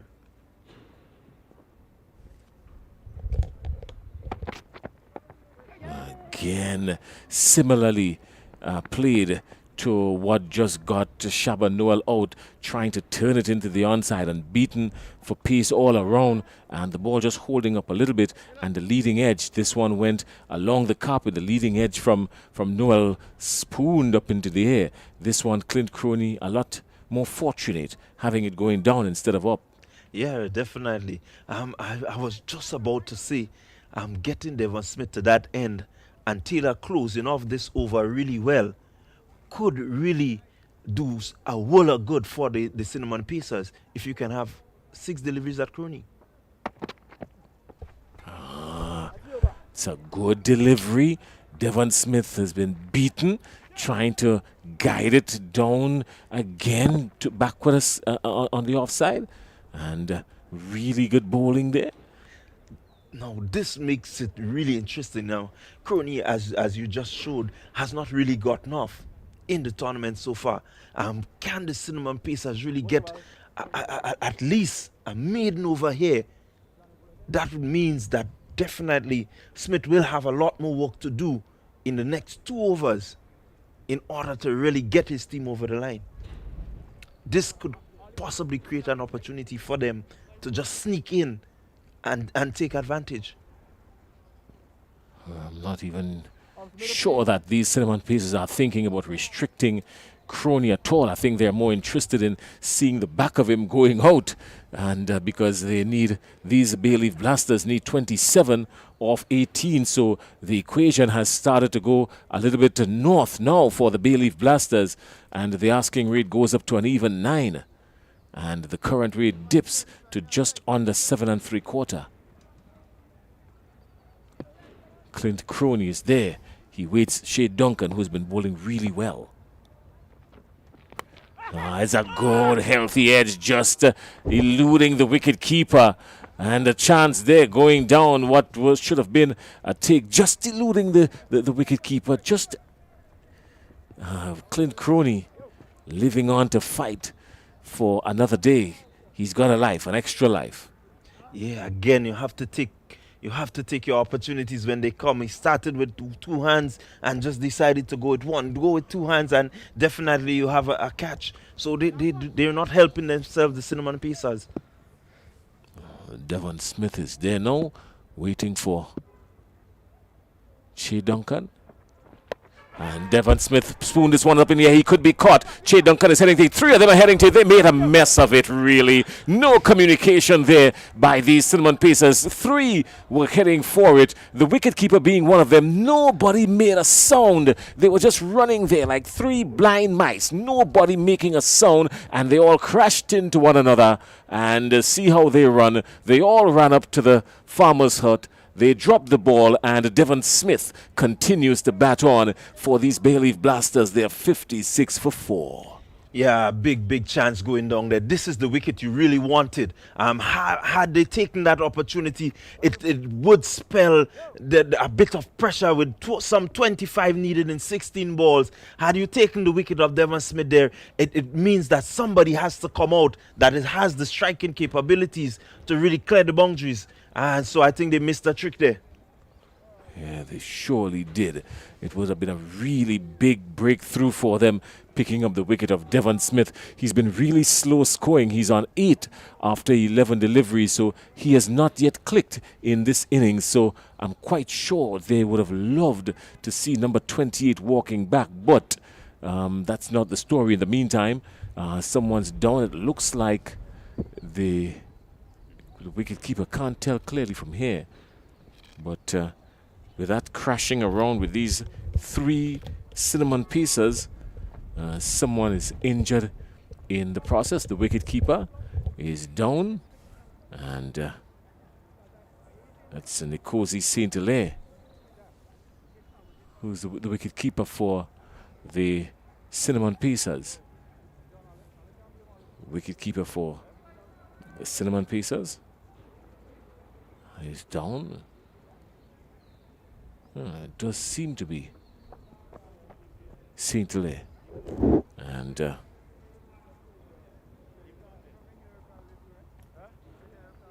really has been.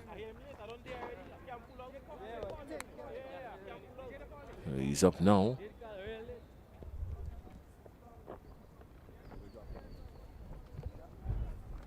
He's been up now, and everything seems to be on the up and up. Shaken up there a bit. Not sure what or where would have been struck in the process, but three of these fielders are attempting to go for the catch. I think they all got excited knowing that it was Devon Smith, and the excitement paid off for Devon Smith.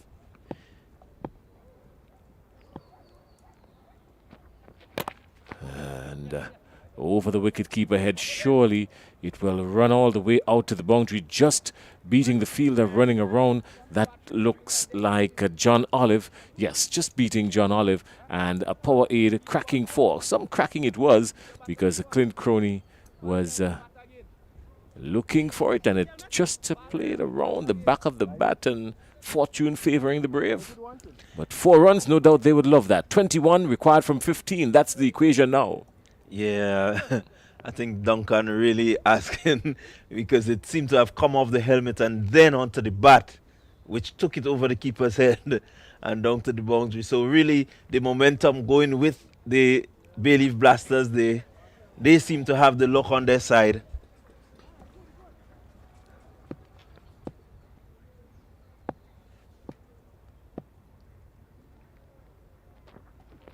Oh, this time he has gotten him. This time he has made a hold of it, straight over the bowler's head, all the way down to the boundary for 4. That's a clean strike there. Good blow from Clint Croney. Yeah, definitely a good bright hit.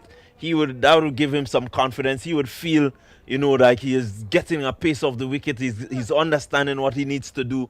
That ball just pitched up, clearing the front leg and hitting straight, nice and straight, back over the bowler head. Nobody could catch that.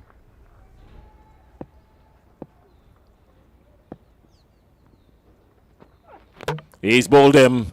He's bowled him. He is bowled him, and Clint Crony walks back almost immediately as he came. He's been bowled by Chade Duncan, and that's the end of it. Bowled by Duncan for 10 off just 5 deliveries. So the Bayleaf Blasters sinking a little deeper.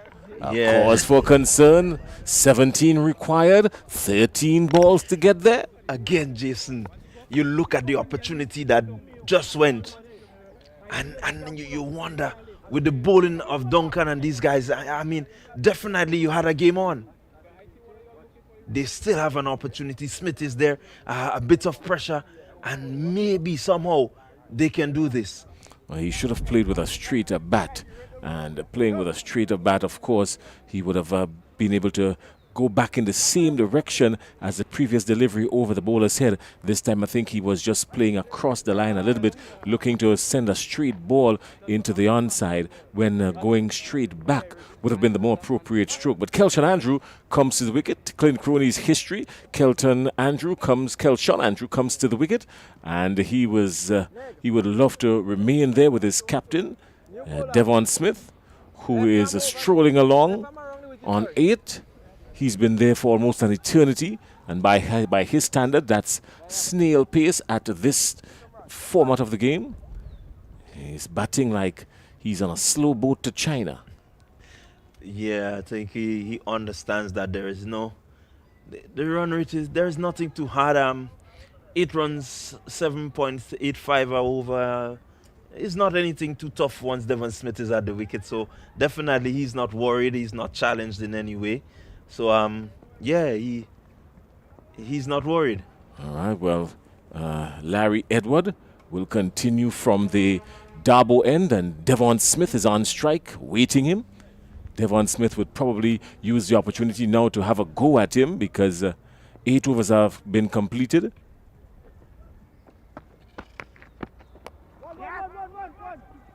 This is the last ball of the 8th over. So just the one coming off of it. And Devon Smith crosses, picks up the single. And so he will start. Nice off stump. And there's a call there. Was it a no ball? Should have been the end of the over. Let's see. Yeah, that's it.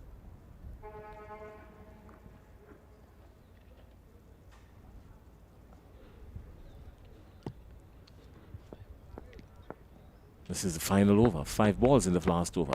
Catch it now, catch it, catch it. Call is catch. And nope, it doesn't happen. So inside the final over.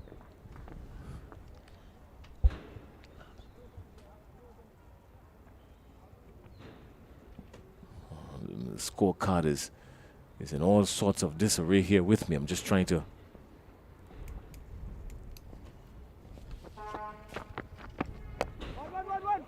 Running hard. It's easy. Hey, send the ball.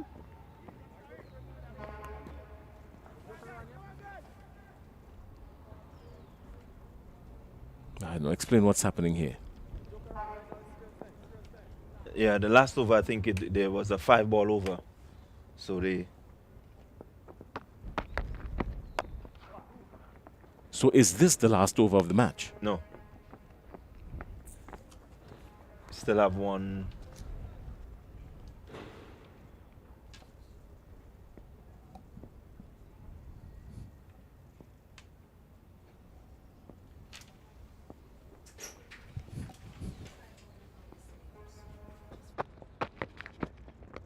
Yes, Baroni. Yes, right. Hey. Oh. Oh, not sure what's happening here because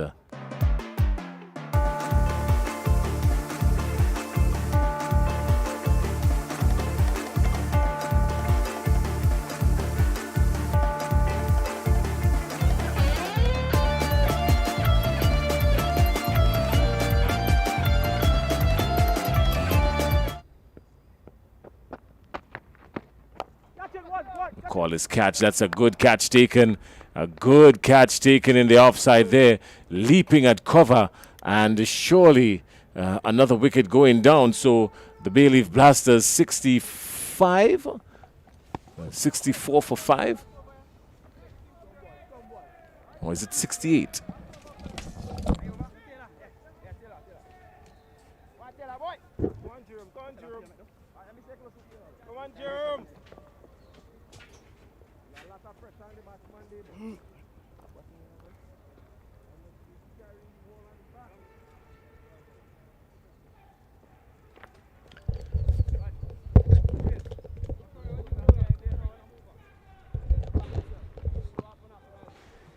So it's the final over coming up.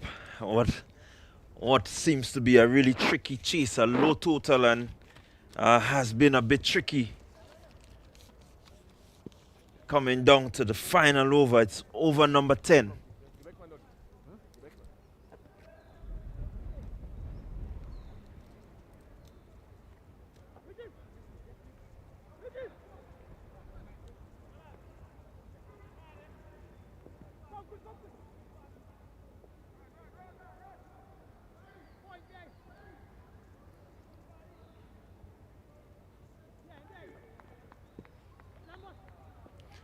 Seems like Jonathan Taylor would be the man bowling the final over.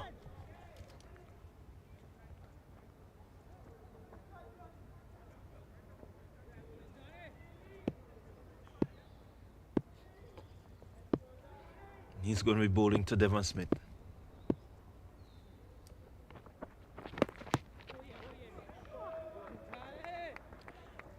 Good start, badly lined delivery, but seem to have hit the body of Smith. They get no run, so definitely a bit of pressure out there. Smith will want to ensure that he clears the rope and get his team to victory.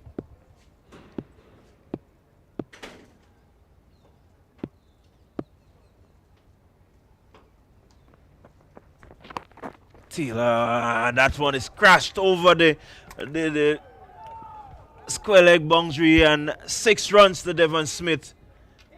So bringing the Bailiff Blasters much closer to victory.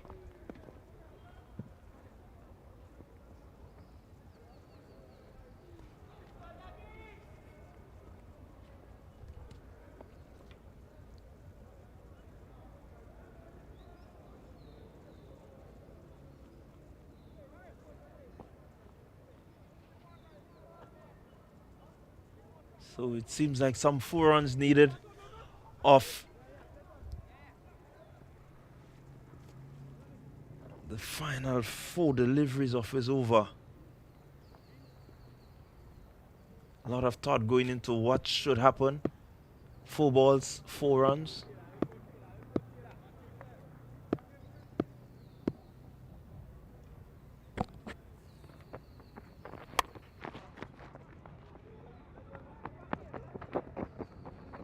This one crashed for a single, so Smith off strike, Hamilton comes into strike.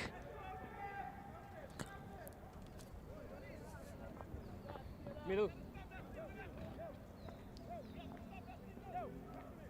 So a lot of talking going on out there. They have to keep Hamilton on strike, get a couple dot balls in.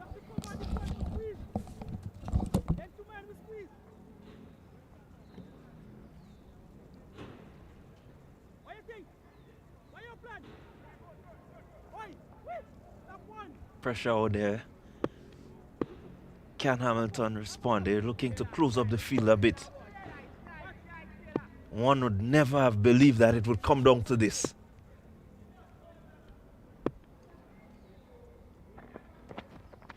Swing and a miss. And I tried the stump and they go through for a quick single. It's all to play for here. By signal by the umpire. So definitely Devon Smith understanding that he needs to get down to the bowlers, and I think the keeper was slow in recognizing what he needs to do. Now the field goes back. Need to keep this to a single. Score moves to 77 for 6.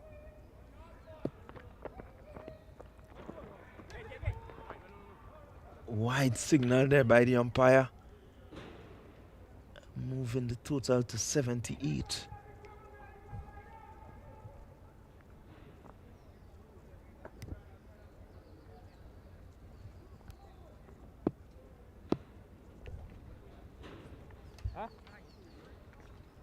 Excitement, a lot of talking, a lot of chopping. So from what we're understanding, really, it's 3 runs needed from 2 deliveries. That's the word that's just coming in. So 3 runs from 2 deliveries. And that's it. That's all she wrote. It disappeared. It went like a rocket. And NASA has been activated. And Devon Smith really coming to the party and guiding these Bay Leaf Blasters home with a mighty blow. That was a brutal blow for 6 from Devon Smith. And the Bay Leaf Blasters are now perched at the top of the table with this win against the Cinnamon Pacers. Yeah, I know Che Duncan would really feel hurt having to lose this game, because clearly they had that opportunity to get Devon Smith. And had they gotten Devon Smith, I think this game definitely would have had a different result. But again, they well played to the Bay Leaf Blasters. They live on, they fight on, they're champions, and they would want to, ensure that they remain in the top 2, so that the championship, or the chances of championship, can be still intact. Oh, it's a good win for the Bay Leaf Blasters, really.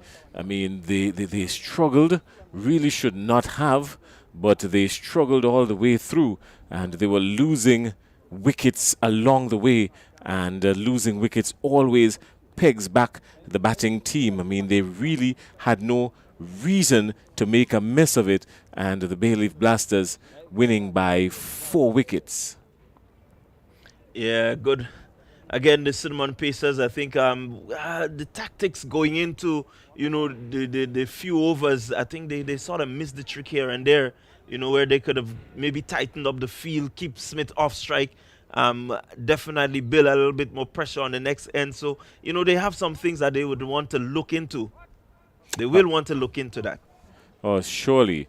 And these Bay Leaf Blasters, they've not yet gotten off to equal good batting, good feeling. When one thing works, the other thing fails. So they've not been, giving a good, clean, all-round performance. And not just them, mostly all the teams as well. We saw the same thing with the Nutmeg Warriors.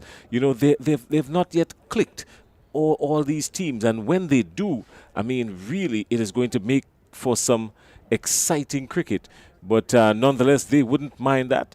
These Bay Leaf Blasters, they have come out on top here, beating the Cinnamon Pacers.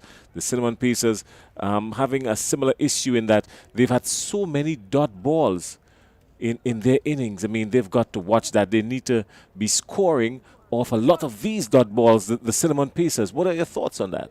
Yeah, you look at a score of 80 with some 30 dot balls, 32 dot balls. It means that 32 runs, or if you get singles, it pushes your score way over the 100 mark. And I mean, you've seen how well they have defended, or tried to defend, this modest total of 84. So definitely they have some work to do, logistics here and there that they need to sort out if they're really going to be competitive in the few matches that they have remaining. At the top of the batting card is Lyndon Lawrence. He's there on 227.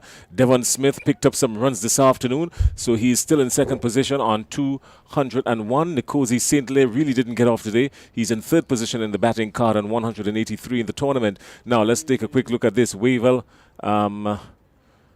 Benjamin was run out for 18. Haran Campbell, he was caught by Matthew of the bowling of Olive for 21. Olive also picked up the wicket of Dennis Smith for 2. Devon Smith ended the day not out on 24. And Clint Croney, he was bowled by Duncan for 10. That's the batting card really for the Bay Leaf Blasters. The Cinnamon Pacers on their end. Larry Edward, he picked up 1 wicket for 10 runs from his 2. Micah Ryan picking up no wicket for 21 of his 2. And 2 wickets to John Olive, 14 runs in his 2. Che Duncan picking up 1 for 19. And Jonathan Taylor picking up 1 for 18 of 1 over and 5 deliveries. And that's the batting card and the bowling card really for those 2 teams. So they Bayleaf Blasters winning by 4 wickets. Kerry is down on the ground. Kerry, go ahead, talk to us. All right, thank you very much, Jason. We're here at the post-match ceremony where we recognize the outstanding player in this match and the man of the match for this one, 2 for 9 in his 2 overs, Kelshawn Andrew. He's the Powerade player of the match and he'll receive his award from Isaiah.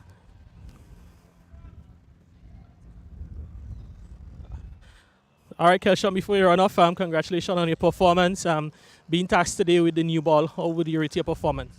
Well, honestly, as one of our main bowlers was left for England yesterday, my main focus was to come outside here and try my best, and I'm very impressed with myself today. Thank you. Did you feel any additional pressure on yourself being tasked with that additional responsibility today? Yes, but to be honest, that's my role as a fast bowler, and I come out here today and I proved to everyone that I could do it. A much important victory for your team as you're now guaranteed of finishing in the top 4 in the tournament. What's the mood like among the guys?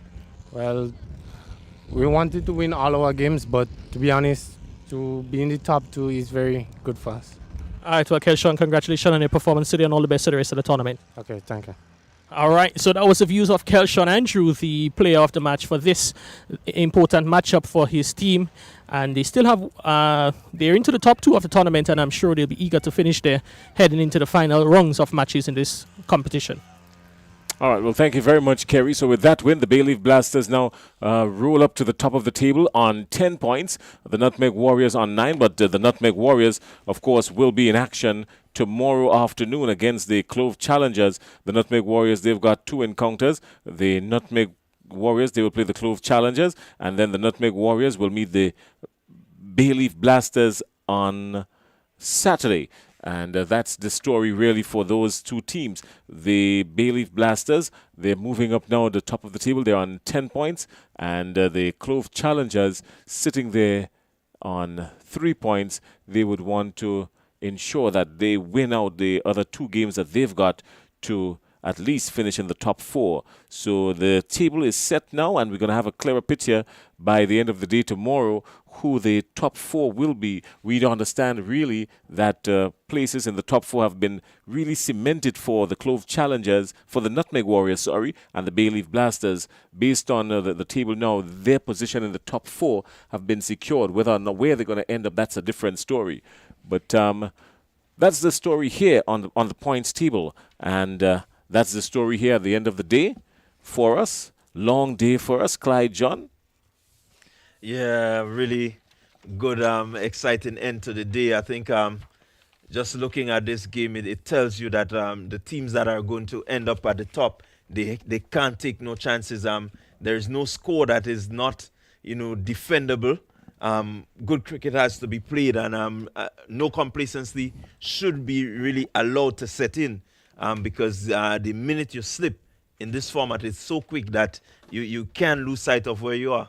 Oh, we say when you slip, you slide. And so we will slide out of the stadium. We will slide out of the commentary booth. That's our story for today. A very long day we've had. So some much needed rest. We will refresh ourselves with some Dasani water and a Powerade or 2 maybe, quite deservingly so. And we get ready for match day number 11 tomorrow, the 5th. And we're steering the Cinnamon Pacers and the Saffron Strikers in match number 1, which starts at noon. And the Nutmeg Warriors and the Clove Challengers, they will battle at 2:30. Until tomorrow, God's willing, it's goodbye from us right here now at the National Stadium. On behalf of my good friend and co-commentator, Clyde Rondell John, my name is Jason Skeet. Have yourselves a great evening, what's left of it, and we see you tomorrow just around 11:45. Have a good day, everybody.